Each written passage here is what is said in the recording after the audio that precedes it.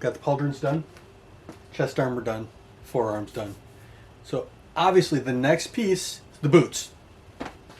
So that's what we're working on today. I have printed these. Hold on. I forgot something. I'm gonna go grab it. I'll be right back. The original boot. Look at this thing. It was huge. I mean, like ridiculously huge. I get it's a whole Kingdom Hearts kind of thing, but this boot, I'm gonna drop you down so you can get a better look at the size, the ridiculousness of this boot. I mean, come on, look at this thing. It is a behemoth. It's ridiculous. Since I printed it, seems like the thing here is I have to print it once and then I get to print it again. And again seems to be the right one. Oh my goodness, look at this thing. That is so fantastic. It's absolutely superb. These things are fantastic. I absolutely love how they look. They're still pretty big. They're going to be on my feet soon, so we'll see that. And there's also no bottoms. I have flooring. The puzzle floors, yeah, I'm going to put them on the bottom. So this isn't actually touching. But the biggest problem at this point, I stopped this one early because I printed this side and it's fine. And then halfway through I'm like, no, that's way too big. But check this out. See, my infill, not very infilly. So there's no way that's going to support my weight. So we're going to have to do some pretty interesting things to reinforce the soles on these things. Just about everything I do on this channel is an experiment. I have no idea what I'm doing. This is your only disclaimer. What I do know I'm going to do, I have a drill bit. Let me show you a bit. It's kind of neat. It's used for cutting holes in ceramic. I'm going to drill a couple of holes here. My goal is to go through the top layer and just the top layer. That way I can pour resin in it, and since the infill is so sparse, it should be able to go just about everywhere. The only thing I'm worried about is small holes where things didn't quite fuse properly. That's why we're trying the heel first, because the heel is going to be the easy one. All right, check that out. So I've got two holes. One to pour in and one for air. So now you can really see what I'm talking about. The infill is very sparse. It under extruded, so there's lots of gaps everywhere. Like I said, I have two holes here. One that I can pour in, and then one that the air can come out. Plus that way I know when I'm level with here, I know the whole thing is full. Do the same thing on the top of this one, right? Because if you listen here. Hear that? That's not good infill. And that's on my settings. That's totally on me. The thing I'm worried about is I don't even know if you can see in there. You see that light? That's under extrusion. That has me worried that I'm just going to pour this in and it's going to go everywhere. Which is why we're going to pour in a little at a time. My goal is to fill just the bottom. Top, I'm a lot less worried about. The bottom has to hold my weight. So we're going to start with drilling two holes here and here as well. I know, right? Riveting content. Can't see what I'm doing. There we go. I'm going to bring you around so you're next to me. You can see what I'm saying. Because what we're about to do, you're going to move real quick. It's going to work, or it won't. Or it may do something in between. I'm out of plastic cups, so I'm using Dixie cups. As usual, I'm using Smoothcast 300.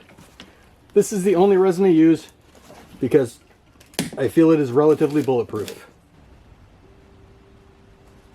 So we're filling part A. Do the same thing with part B. Since B is more viscous, I prefer to pour it first, and now we dump. Shouldn't take too terribly long. With any luck, isn't going to catastrophically fail.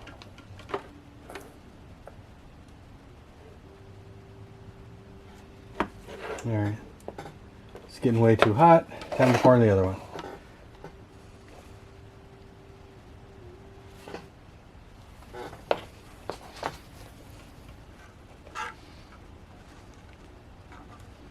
Since I have a minute, see if I can get it to come at least down towards the front. So this is an extremely unfortunate thing to have happen. Because, you know, it's hard to A, show you what I'm doing, and B, do what I'm doing. So I think I'm going to drop the camera down just a little bit more. Maybe give you a better straight on view. And we'll take it from there. The problem is the gaps in my infill are just wide enough that I can't. It takes a couple of minutes for it to drain down since this is just viscous enough. That's about all we got of that one.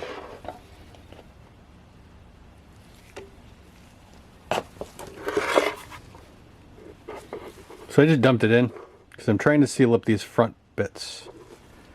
And we just let it do its thing. One more thing, then we can put the mat away. I can take the gloves off. Speaking of things, I'm wearing gloves so I don't do anything weird to my hands. This is stupid. This is how cross-contamination happens. If I poison myself because I'm drinking at my workstation, it's my own fault. Don't drink where you work. Got new super glue. It's the same stuff I had before that was in the big jar. Same brand. I really liked how that stuff worked. So I have tabs and slots to add extra reinforcement. That's where we're at now. I'm gonna glue this whole thing together. I could print it in one piece, but I don't think that's a good idea.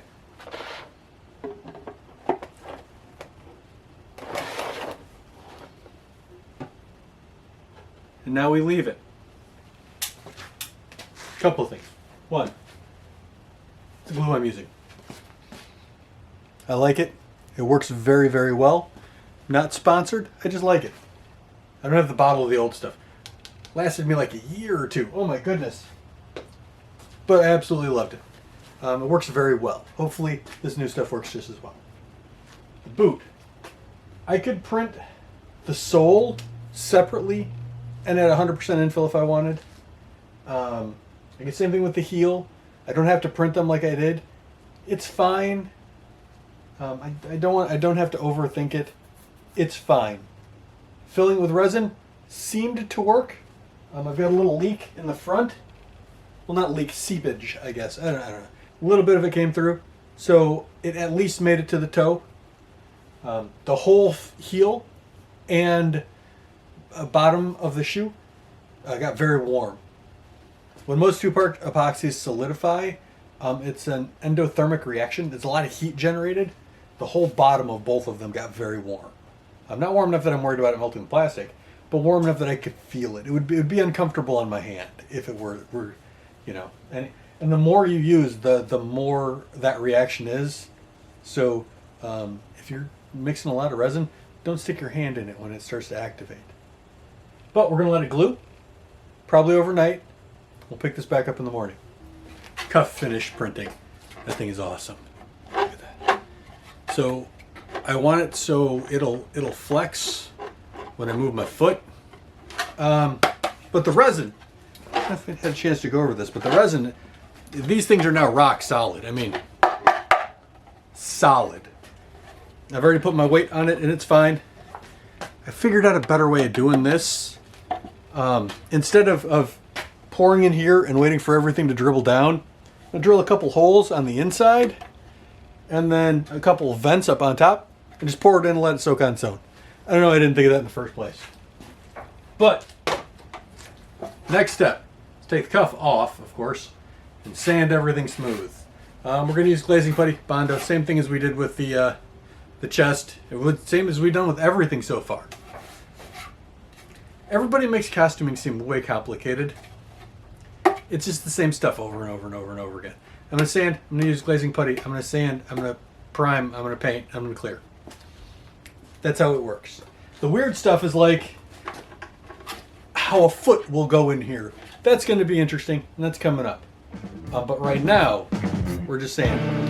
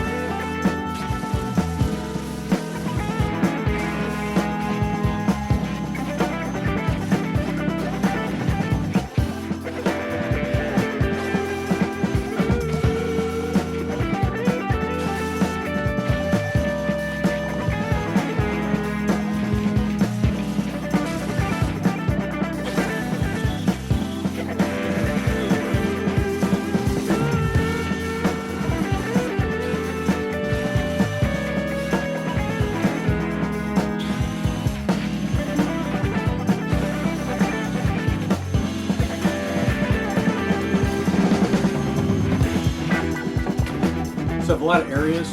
Here, let me show you.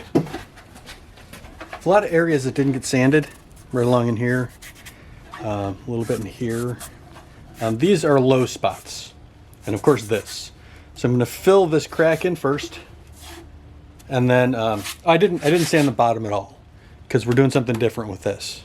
I'm not going to step with EVA or with PLA just straight on the floor. I probably should have done it in here, but I forgot, so I'll do it later. But first, I'm going to fill in this area and then these facets. And again, just using glazing putty, nothing spectacular, nothing special.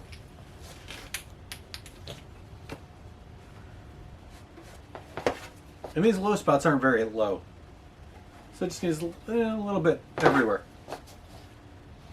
All right, while I wait for the foot to dry, and both cuffs done, just gonna cover these like real quick. Like I may get acetone, or I think I'm gonna get acetone. I'll be right back.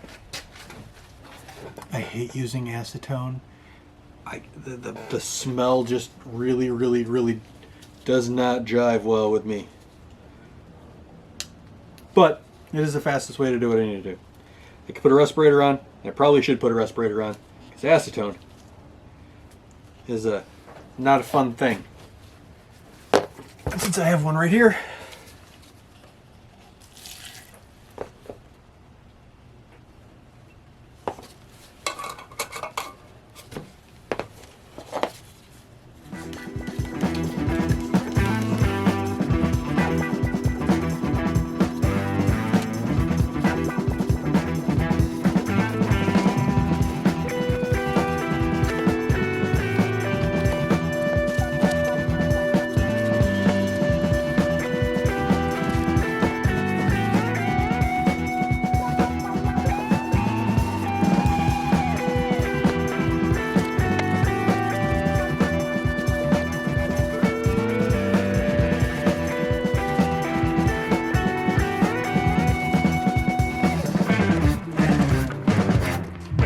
still drying.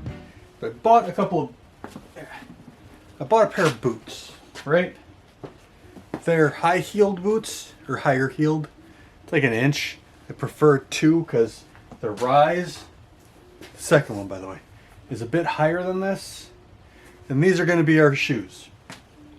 So what I plan on doing, cutting it right along here. Cutting the sole completely off, gluing this boot into that boot, so I have a boot that actually fits. These are female boots. Something that not everybody knows. If you add 2, if men add 2 to their shoe size, you get a female shoe size. I'm a 9.5 to a 10, which makes me 11.5 to 12 in women's. You can usually find chunkier heels. That also goes the other way. If you're a size 5 in ladies, that's a 7 in men's. So if you have a hard time finding shoes that look right with your costume, don't get stuck on what gender you think your boots are supposed to be. They're shoes, they don't have a gender. So, taking it over to the bandsaw, cutting all this nice and flat. Here's the absolute nonsense that I am currently doing. I have the boot, I cut the heel off, and I've dumped a bunch of resin in there. I dumped it at a 45, so it just locks the heel in. That way my toe can, the shoe can fit where it wants, because it wants to rock up a bit more. I don't care. Now I'm going to dump a bunch of resin in and let it cure. Because, this is a sane and normal thing to do. But I have a dowel clamped all the way down on the heel, so it pushes the heel flat.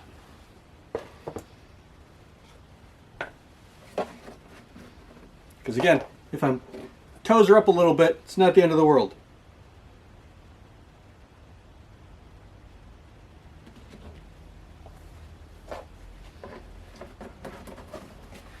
And this is absolute nonsense. This is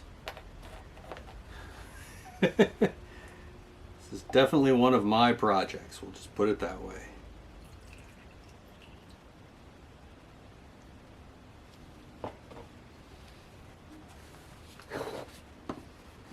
And now we wait.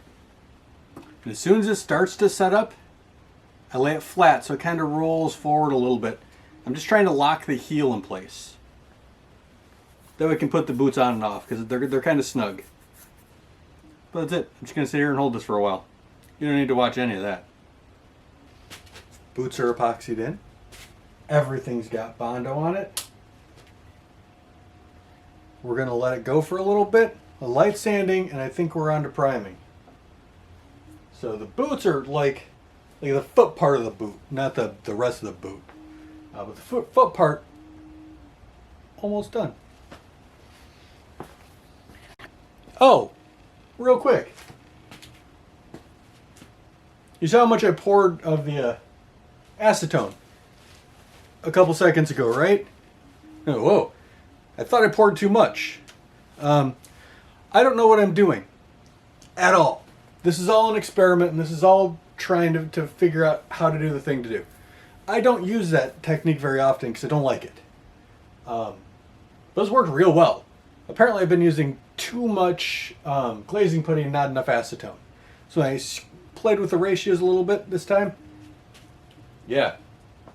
Treating it like rice. Making sure I cover it with acetone and then blend everything in. And it has worked amazing. I still have to wear a respirator because the stuff is horrible to breathe in. But, I need to thin it out a little more than I have been. So, now you know.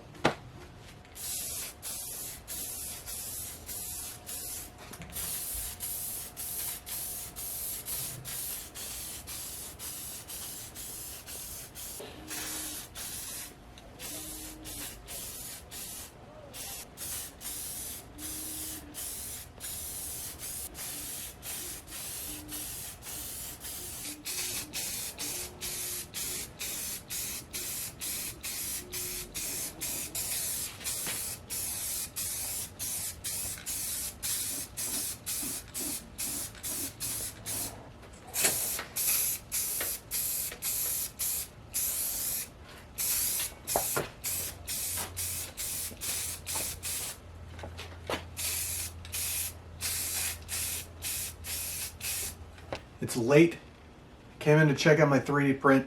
And I'm like, if I want to get clear on this by tomorrow, it needs to do its thing overnight. So sorry about the pajamas. These things happen. Everything's been cleared. I just bolted these on. It's a washer, and a washer, and bolt. The bolts I have are a little long, but it is what it is. With everything glued in, I don't have to really worry about these shifting or doing anything weird, but flat PLA on the bottom is kind of weird. So I picked up a bunch of these. Foam interlocking utility mats. Let me show you what I did. Come on over. So I put the shoe on the mat, and then I outlined it. And then I cut the pieces out. Now we're just going to glue them on. I could use actual sole material. It's a thicker rubber. This stuff isn't going to be overtly durable, but I'm only going to wear it at conventions. If that. I mean, honestly, it's not going to be worn like constantly. And if at some point in time I do want to replace it, I'm using hot glue to hold it in place. I'm just going to do the perimeter and a little bit on the inside. Let's take care of that now. It's a little chilly out. It snowed earlier today. First real snow of the season.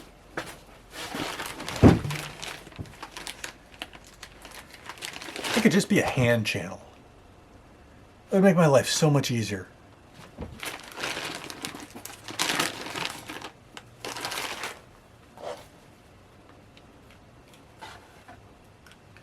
All right. I want the texture on the bottom, so it will almost act like a grip, but not really.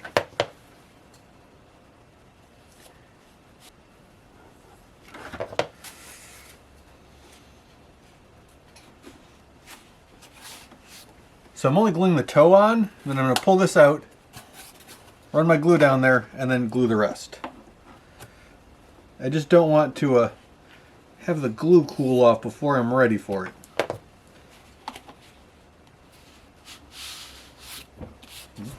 That's it. One done. Now do the next.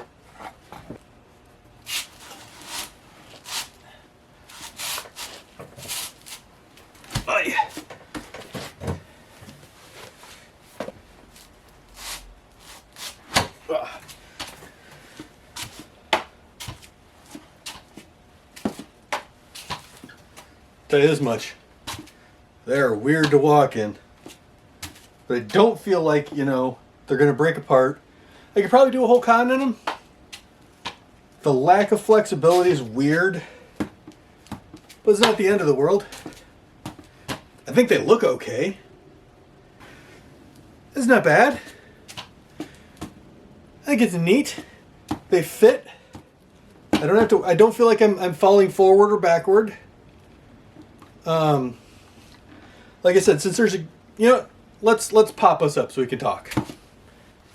Here they are. So I keep saying this is the stupidest thing I've done. And what the project itself is amazing. I feel super self-conscious. I feel like, you know, I should be more of an adult and I shouldn't be playing with 1-to-1 scale toys. But that's what I meant. I love this thing. This thing is amazing. I'm so happy with how it turned out. I was walking around, had to call Kim out and everything. It's just, I'm super happy with my silly little project